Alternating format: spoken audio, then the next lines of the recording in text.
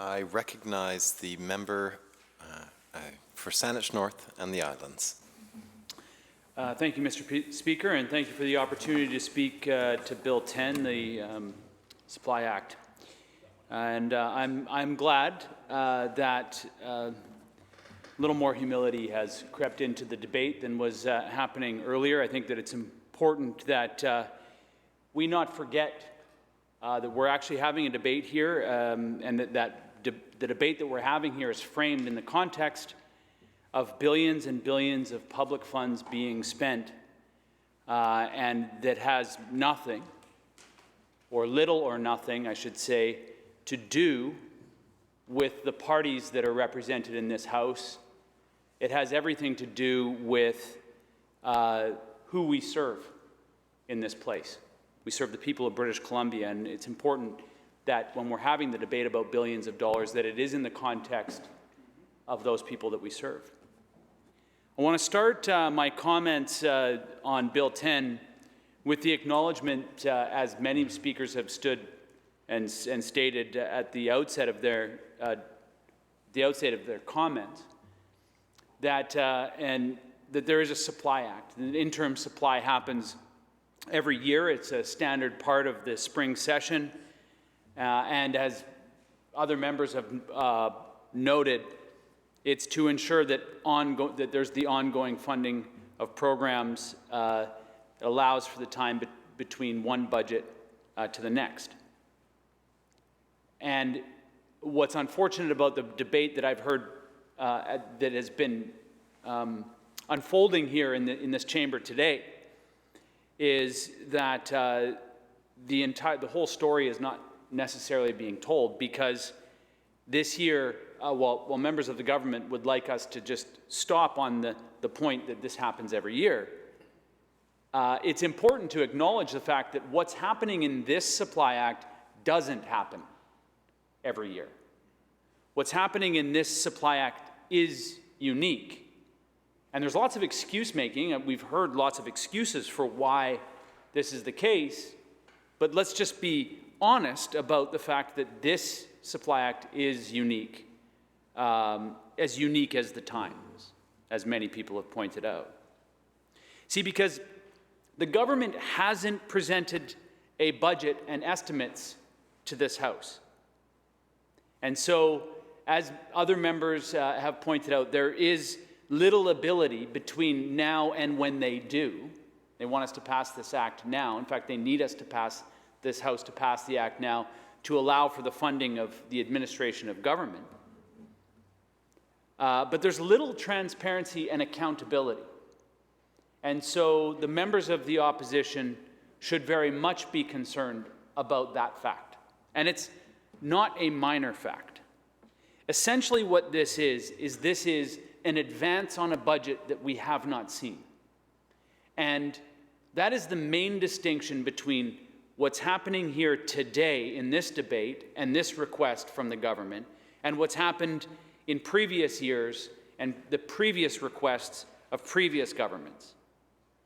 Essentially, this House today is being asked for $13+ billion, which is a lot of money, to support, they're asking for our support of that without the information that governments normally have when they're making the determination that they will support a Supply Act.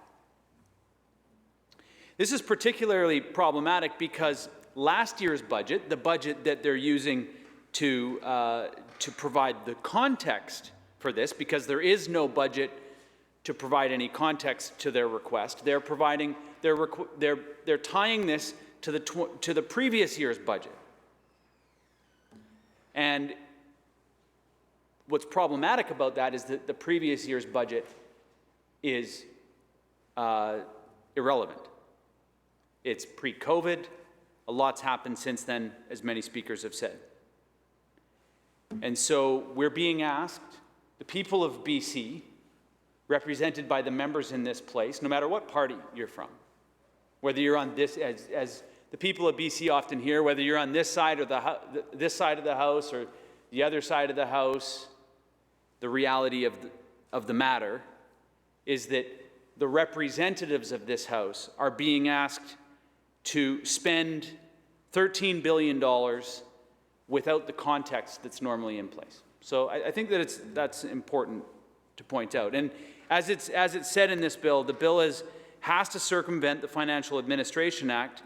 And Section 1 of the Act, Part 2 says, for the purposes of this Act, the main estimates for the previous fiscal year are to be read as if they were the main estimates for the fiscal year ending March 31st, 2022. Section 3, despite Section 2 of the Financial Administration Act, a reference in Section 23 of that Act is to be read in relation to this Act as a reference to the main estimates for the previous fiscal year. So, while members of government stand up in this debate and suggest nothing is different, this is what we do all of the time, is there any differences? Yes, there are differences. So indeed, every time that we've been told and every time that we will be told that we're just doing what we're doing, folks, we've always done it, except we're not. So, you know, maybe the people of BC should think about that when their government can stand up member after member after member to say, don't worry, nothing to see here, we're doing what we've always done, except in the very language of the Act, they're saying, no, we're not doing what we've always done. We're doing something different.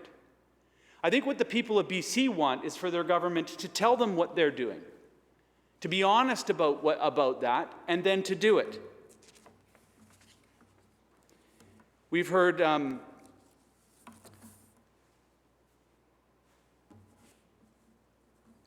so this Supply Act is out of context. And the context should be, the Supply Act should be tied contextually to the current year's budget. That's not what's happening. So I look forward to future members standing up and acknowledging the fact that, yes, there is a Supply Act every year, and yes, this year it is different, because it is, in fact and in reality, different than previous years. Now, the government has framed this unfortunate delay largely as they've been framing everything in their delays due to the COVID-19 global pandemic. Now, I was here at the beginning, I was here a year ago. I was one of the 10 members that sat in this place and approved the $5 billion and the $1.5 billion recovery fund, and it was a day like none other probably in this chamber. It was surreal, was the word that I was looking for. And I would say that it marked, I think, the beginning of the change of how this place operates. I last year spent most of my time working from my patio, which I never thought an elected MLA would do most of his time, whether it be legislating from the chamber or constituency work or whatever, that I'd spend so much time on my patio as an elected member. And so there is no doubt that the COVID-19 pandemic has had a tremendous impact on governing this province. And there's no doubt that the administration of our government, the staff and the public servants have done a tremendous job to negotiate the really incredible challenges. However, part of what we've seen here is a really troubling trend of a reduction in transparency and accountability of this government. We did, in that time a year ago, come together in a cross-partisan way, again, like on other, again, only reflected in the very substantive difference that, or the very substantive challenge that we faced. We came together. There was very little definition between this side of the House and that side of the House. I think that was what kind of caught me off guard in the tone of the beginning of this debate around this. Was the fact is that we have seen in very recent times a time in which all members of this place have come together to support British Columbians. $1.5 billion was approved for pandemic recovery, and that was by all parties in the House.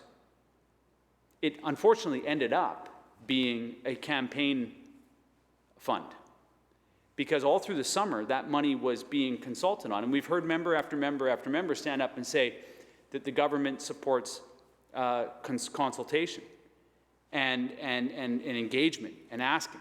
Well, we saw that all through the summer, and then on the eve of the election, magically $1.5 billion worth of programs put in front of British Columbians as if it were magic.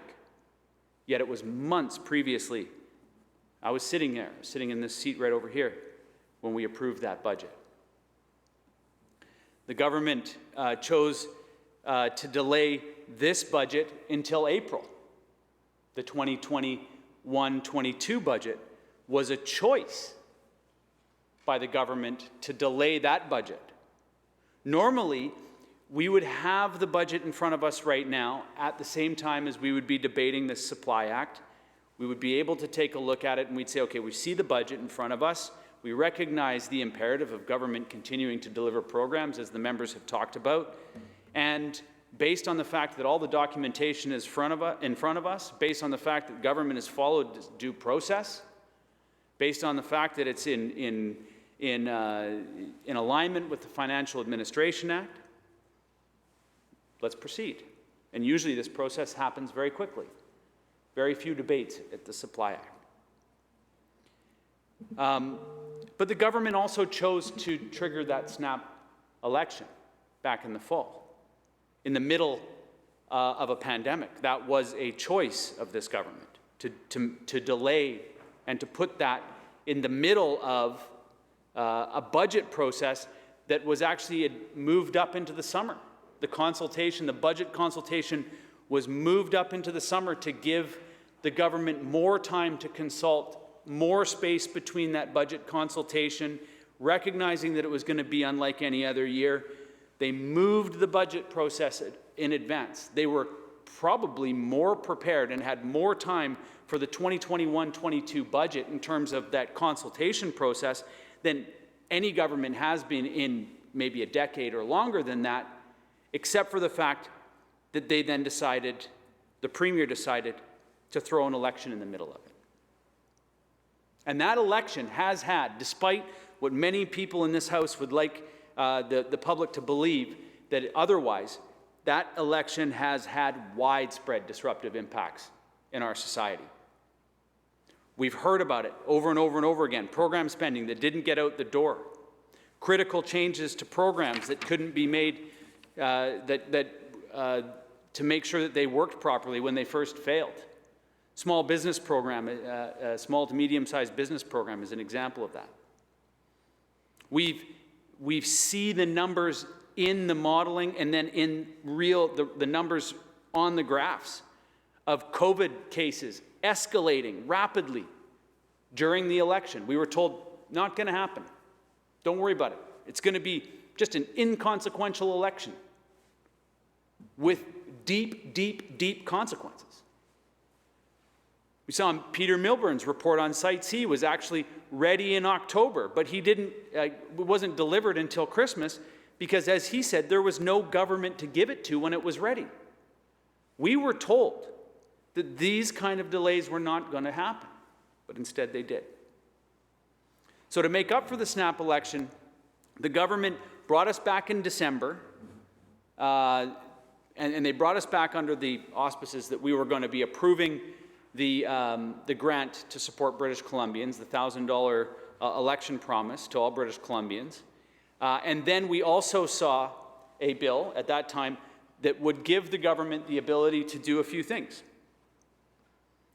First, to delay the budget by over 2 months so that it didn't have to come in February, so it's going to come now in late April.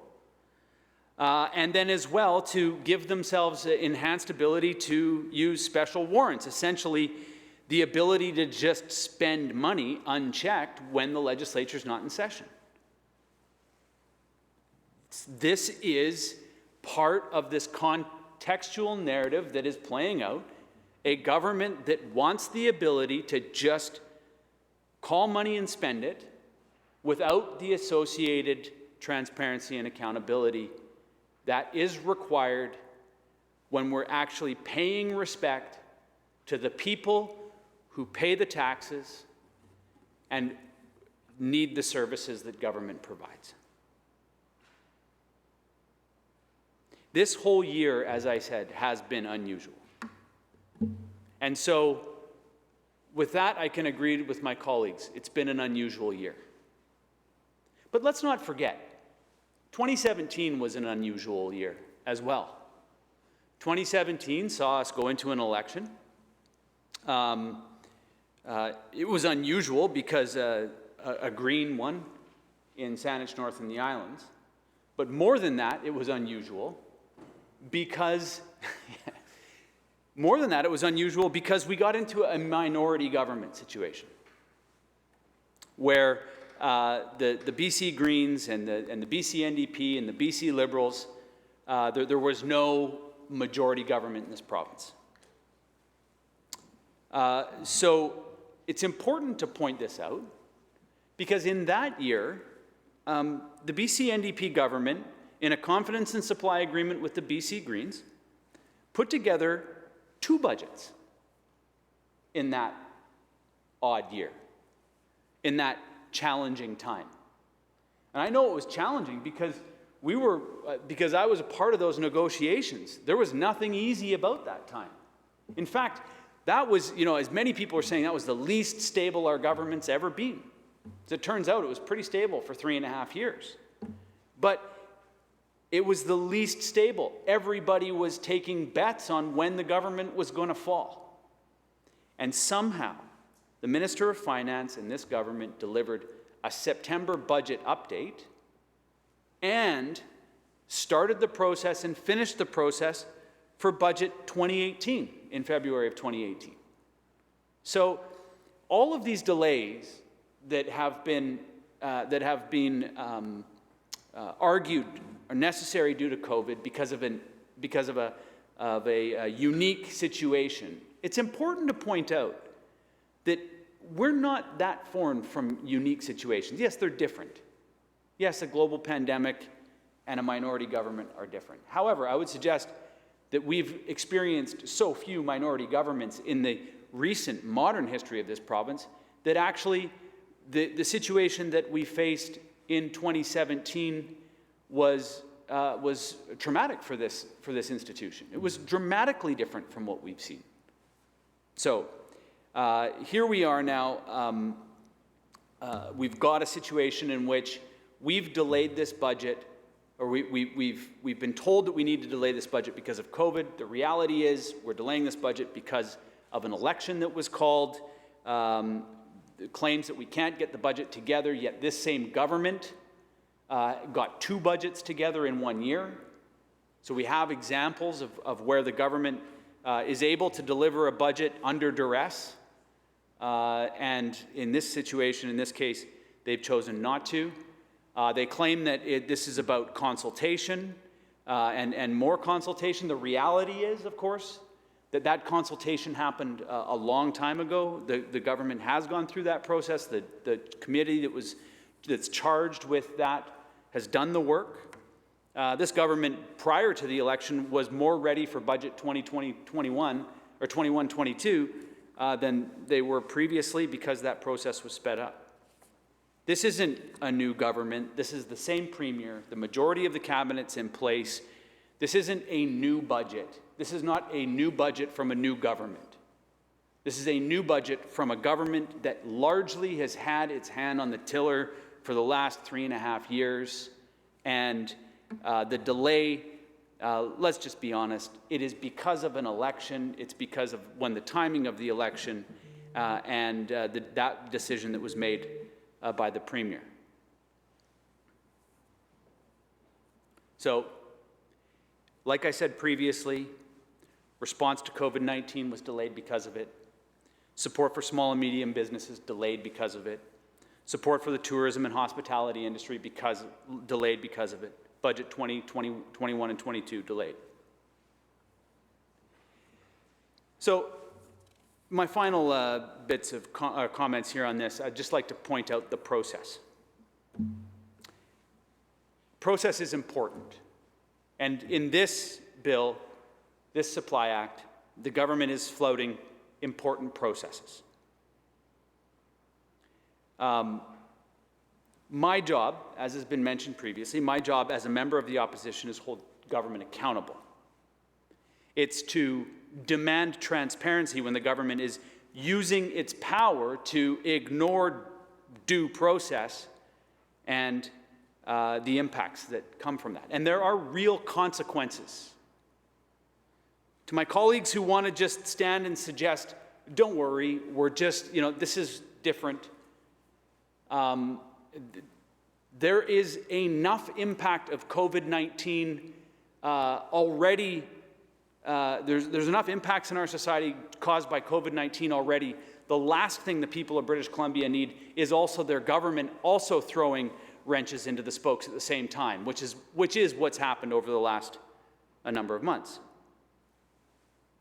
There's one member who stood up and said he's astounded that we must talk about this bill. And I would just suggest, I asked the question, so should this House just give the government then $13 billion to spend without debate? That doesn't sound like the democracy that we have set up here. That doesn't sound like how this place is supposed to work. I know the government would like to not have the accountability and transparency, and their actions recently have shown that they're trying to achieve that, and they might, in fact, use their majority of votes in this place if they can convince their own members to just go along with it to get that power, but that doesn't mean that it's right and that they should have it.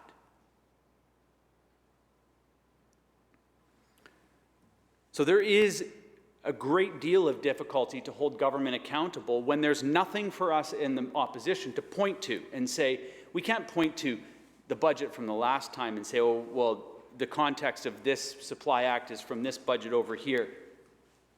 That's not the way it should work. Arguing that 20 days is 20 days or 15 days or 10 days. As the Premier has said, and a member has raised, the Premier said previously that 1 day is too many. Well, apparently that's changed. And I think it's the laissez-faire approach to some of the debate here. It's like, don't worry about it. Just 20 days. Just 20 days. What's 20 days? It's a lot when you're talking about $13.5 billion. Most British Columbians will look at this and see a bald MLA splitting hairs, probably. And yeah, there's been a few, but I'll just speak for myself. However, is this bald MLA splitting hairs because he has so few hairs to split? No.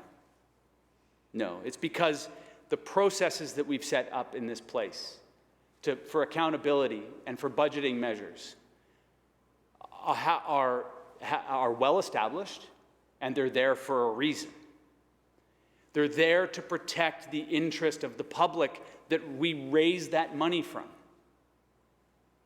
And if those are flouted, if those are set aside, if those are easily put aside, then what certainty do those people have? So, we must hold government accountable, and we must hold up the processes that are in place to protect the public interest. Because if we're not doing that, and the government basically has this laissez-faire approach about it, which is just whatever, it's just 20 days. What's 20 days, really? It's nothing. In the grand scheme of things, but it is important. And the reason we need to protect those processes is because other businesses, nonprofits, other organizations have created their processes to match ours. And when we do that, the delays that were caused back in the fall by decisions that were made by the governing party here throw all of those planning processes into chaos. You can imagine the people who have to manage the other budgets that are contingent on this budget, what they must be thinking right now as they're hearing government members go, don't worry about it, it's just 20 days. You guys just hang in there a little bit. The people who are working, just hang in. You might have a job, you might not, 20 days. It's nothing really, except it is something. It does mean something. And it means something for a reason. And the reason why we have these processes is so that other groups and organizations can align their processes so that in the end, we can have certainty. And what the chaos of the election was called, people say, oh, it's just the Green standing up because he was the one that was burnt. No. The certainty that's created by this place filters down through our society. And other people and other organizations, nonprofits, businesses, need us to stick to our processes and not flout them. And then when we do, minimize that. So, I'd just like to close by saying this has been an unusual and a challenging time for this institution. Incredibly so. We've seen as members the impact on this institution.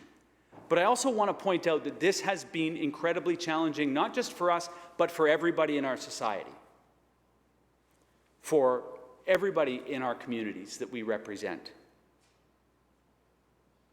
And so the chaos that's been created by an election, the chaos that's been created by delaying the budget, it is just wrong for us to stand up in this House and minimize it like it is of little consequence.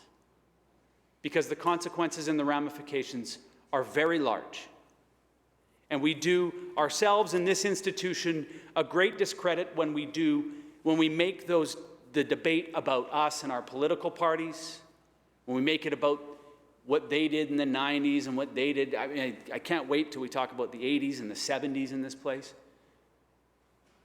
What we need to be focused on is the job that we have at hand right now, which is budget 2021 or 21 and 22, and on the opposition benches, holding government accountable for that. And unfortunately, what we have here in front of us is we have a Supply Act that is pointing and created a context that just doesn't exist. And for me, that's very troubling. And so with that, I will take my seat, and I thank Mr. Speaker for the opportunity to speak to Bill 10. And I really hope that as we move forward in the coming budget cycles, that we can once again, in light of the fact that we're dealing with a global pandemic, that we can once again to create that certainty that the people of British Columbia, the organizations that rely on us to have that certainty, that they can once again rely on their government to create that certainty for them so that then they can do the important work that they need to do on behalf of their constituencies. And with that, thank you. Haishkasia.